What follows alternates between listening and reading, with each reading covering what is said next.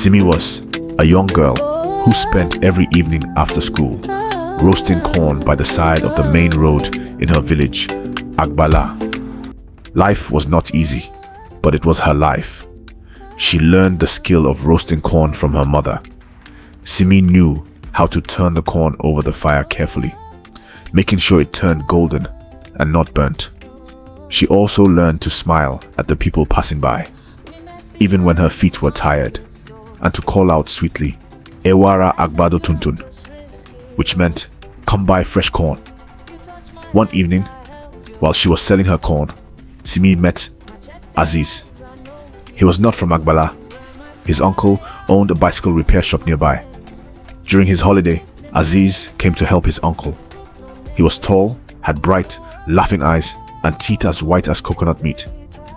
Every evening, he would stop by Simei's corn stand. Sometimes he bought one stick of corn, sometimes two, and sometimes none at all. But he always stayed to talk. "Your corn is sweeter than the ones from the other side," he would say, flashing a smile that made Simei's heart flip, like akara, frying in hot oil. She would laugh and shake her head, pretending to be uninterested. But her heart raced when she saw him approaching. Aziz shared stories of the city with her. He talked about cars that were bigger than 3 goats tied together, and buildings so high that you could lose your cap if you looked up too fast. Simei, in return, told him about her village, the river where children swam, and the mango tree where girls hid when boys came chasing after them. Even when the smoke from the corn made her eyes water, Simei stayed at her stand. She stayed for Aziz's voice, his laughter, and the way he looked at her as if she was the only person in the world. One evening, after the sun had set and the market women were packing up, Aziz waited until Simei's last customer left. Then he walked behind her corn stand, and she followed him. There behind the smoky smell of roasted corn, he took her hand in his. "You are more beautiful than the lights of Lagos," he said softly. Before she could laugh or pull away, he kissed her.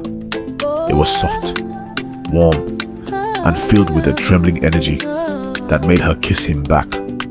Their kisses continued to grow warmer. Aziz's hands found her waist, pulling her close, while Simei's hands wrapped around his neck. They shared gentle kisses that seemed to stretch on forever as the stars began to twinkle in the sky. This became their nightly habit.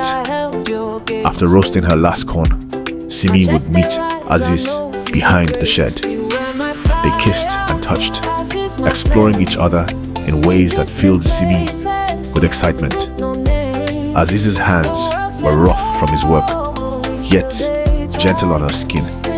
Sometimes his kisses would trail down her neck, or his touch would slip under her blouse, making her body respond before her mind could think clearly. She told herself it was nothing serious, just a sweet young love. But as the weeks passed, things began to change. Simei started feeling tired, and soon her clothes felt tighter around her waist. The monthly bleeding she expected did not come, and fear bloomed inside her chest. In her worry, she visited the old woman by the stream, one who was known for understanding the body. The woman pressed her belly and gave Simei a sad smile. "You carry a child," she said. Her words landed on Simei like heavy rain on dry ground. After hearing the news, Simei sat by her corn stand, staring at the firewood and wondering how her life could change so quickly. Eventually, she decided she had to tell Aziz. But when she finally did, his reaction was shocking. His face shifted from surprise to fear, and then to silence. "I have to go back to the city soon," he said after a long pause. Simei nodded. She knew it was coming. And just like that, he stopped coming to see her. The villagers quickly noticed Simei's growing belly. Women whispered as they bought their pepper, and men shook their heads when they passed by. Simei's mother cried quietly behind closed doors, while her father sat outside at night, staring into space. They asked her who the father was, but she kept silent.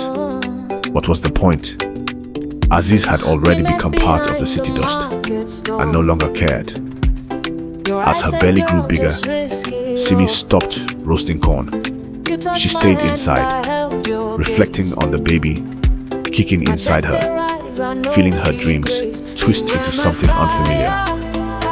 At night, she often remembered Aziz's hands, his kisses, and the way he laughed while talking about the city.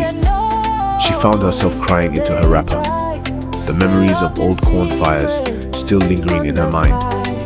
But as time passed, something else grew inside her, a new strength. She began to understand that while this child was a result of one mistake, it was also a blessing. One rainy evening, sitting by the window, Simei promised herself that she would teach her child to walk proudly, even if the villagers stared and the whispers never stopped. Life was not just about sweet moments. It was about rising again after falling, about roasting corn, even when your hands shook. Simei realized that sometimes love may leave you, but strength stays forever. With that promise in her heart, Simei, the corn seller's daughter, vowed she would never lose her strength again. She would raise her child with love, showing them the beauty that can come from even the toughest of situations.